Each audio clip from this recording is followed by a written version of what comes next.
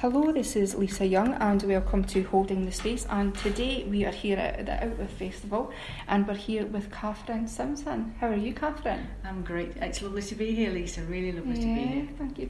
And I've been reading your book and I've been watching you all over Twitter and social media, and so you're here today for your In Conversation. Yeah, talking about my book, When I Had a Little Sister. Yeah. Would you like to tell us about your book? Yes, this is a memoir that came out in February, which is 5 or 6 months ago now, and it is the story of the death by suicide of my little sister Tricia.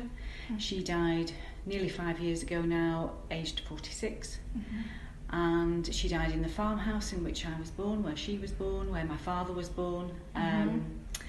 And at the time when she died, it was such a shock that I thought I would never be able to get past it, and I certainly thought I would never be able to write about it. However, 2.5 years down the line, I did decide that the time was right to write about it, and at that stage I started reading her diaries. She'd left a whole lifetime of diaries. So I read those, and that's what helped me write this book. Yeah, so it's been out now about 5 months, and I've been absolutely amazed by the reaction from people, because I wrote the book for myself. I wrote it to help me come to terms with what had happened, and then when I finished writing it, I realised that it could probably help other people. And so, but it was still extremely nerve-wracking to put it out into the world because I didn't know what the reaction was going to be. So it went out there into the world, and since then I've been so moved by the reaction from people I've never met who got in touch with me to say, you make me feel heard, you make me feel seen, you've told my story. One man even got in touch and said, I've had suicidal thoughts, and now I realise the impact that would have on my family, which was really amazing, because I do think that Tricia herself was a really, really compassionate person, and if she knew that her story was helping other people, I know that she would really approve of that. And she was a very brave person, very compassionate person, but she was a very, very seriously ill person. She wanted to be a writer herself, I discovered when I was reading the diaries. And she was very creative, she was very artistic. So I made sure that in the book I included some of her words from the diary, direct quotes, and a self-portrait that she painted of herself. So I put that in there as well, so that she's now a published writer and an artist. So if I said that you were given a voice to the voiceless? Yes, I think that's right, because I think there's a lot of stigma around mental illness and suicide. So it tends to be smothered in silence because there's a shame around it. People feel it's a difficult subject to speak about mental illness, because I speak about my own mental illness in the book as well, about my own depression. And it's a very difficult subject because, for various reasons, you don't want to bore people. You don't want to be the person who brings the party down. You don't want to overshare and embarrass people. You also don't want to be seen as maybe unreliable. You don't want people to think that your opinions can't be trusted. What other people think. Yes. So you're very aware that other people may have all kinds of misconceptions about what depression is. So it's very tempting to keep it all to yourself. That just makes it worse. That makes it harder to deal with, and it also perpetuates this sense of shame. So I'm hoping that the book adds to the conversation that's happening now about mental illness, because of course with Prince Harry and quite a lot of famous people now talking about their own mental health issues and so on, people are more willing to talk about it, and I hope that this book adds to the conversation. And also about suicide, I was really amazed when my sister died, that people I've known for years who had never told me that they had suicide in their family came to me and said, "Oh, I know what you're going through because my father," or whatever. And I thought, why did you never tell me this before? But it is something that some people feel they need to be quiet about. And a bit of a burden. Carrying this burden off. I think it is, because not only do you have the grief that you have when you lose somebody, well, they say that grief after a suicide is grief with the volume turned up, because not only do you have this grief that you've lost somebody, there's often a big feeling of guilt around as well. So, you know, what did we do wrong? What didn't we do? What did we say? What didn't we say? You know, what should we have done? That we, you know, and there's all these questions that you can't really get an answer to. And it's a terribly hard thing to deal with. So if I can make another person or another family feel less alone, then the book has been worth it. Yeah. Do you have a favourite memory of Tricia?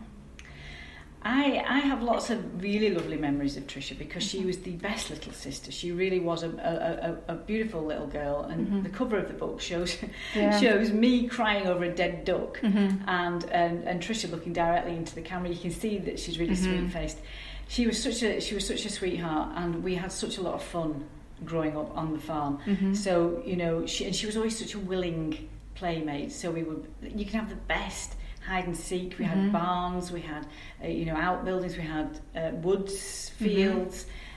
We had a whole world really there to make with as we wanted. And there was the most enormous rope swings in the barn that we could. And so I just have so many happy memories of us running around without wearing shoes. We never wore shoes. It was just a feeling of absolute freedom. And I used to tell her that I could fly. And I used to say, if you could just run that a bit faster, you know, and just keep just running your tippy toes, and you'll start to fly.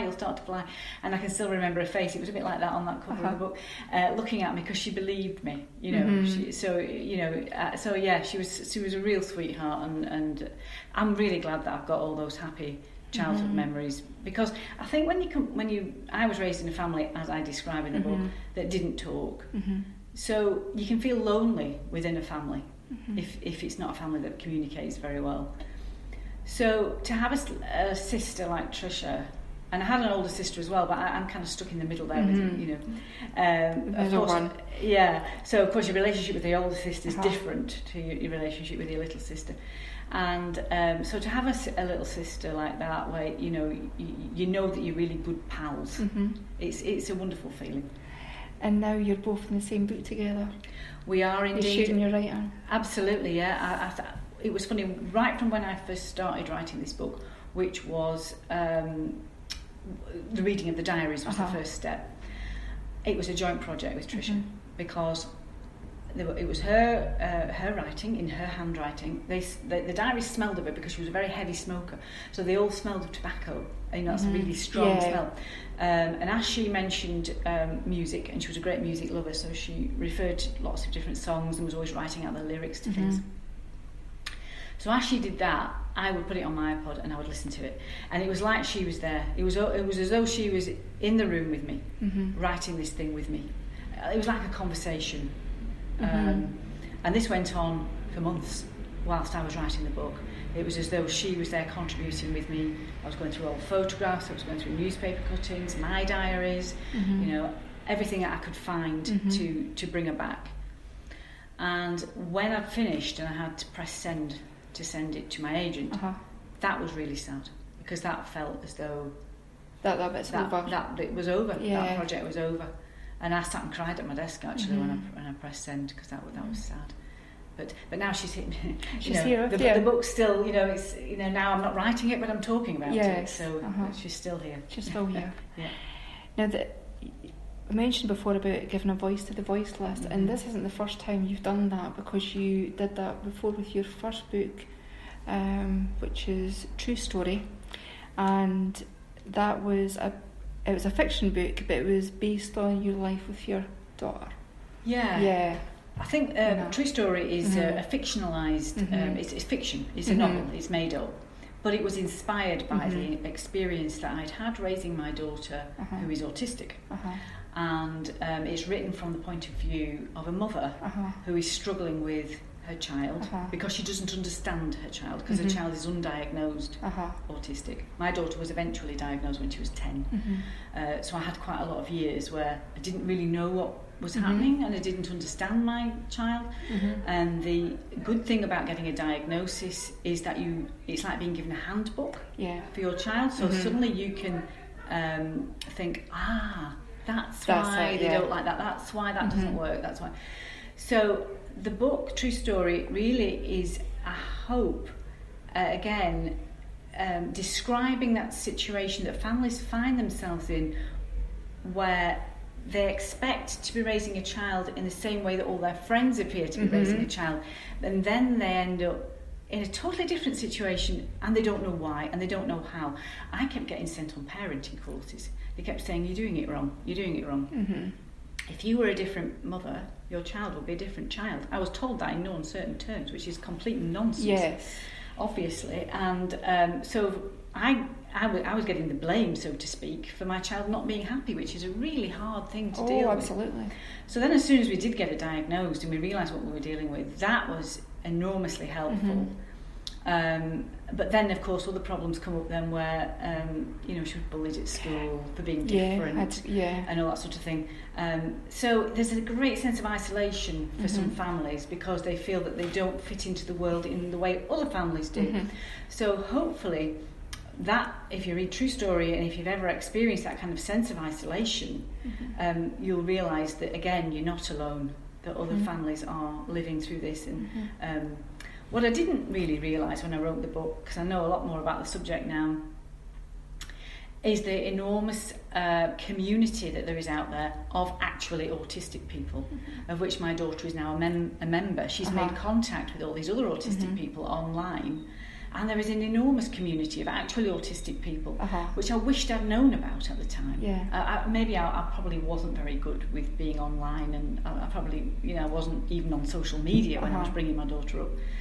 But all that is there, they're all there now. That help is there, those voices are there, and that's great, and it's great for Nina. And me and Nina campaigned for years about autism. Well, we used to call it autism awareness, but then, as Nina explained, it's not good enough just to be aware. You've got to accept. You've got to accept difference. So autism acceptance. Autism acceptance. So that's what we call it now. So me and Nina used to go out and do talks in schools, community centres, libraries. Edinburgh Book Festival.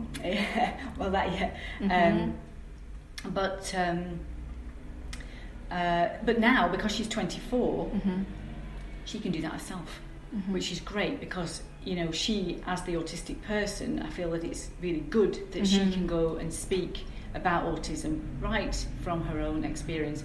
So she's now doing that. She works at the Parliament, and she's spoken to the staff there about autism, so it's brilliant. I feel as all my work there is done. Well, not quite. I'm still very happy to talk about True Story, the book, because it's a book that I'm really proud of. But I'm really glad that it gave us a platform. That's amazing. That's amazing. Now, you wear different hats, Catherine. You're a journalist, short story writer, poet. Does it feel different when you're approaching these different projects?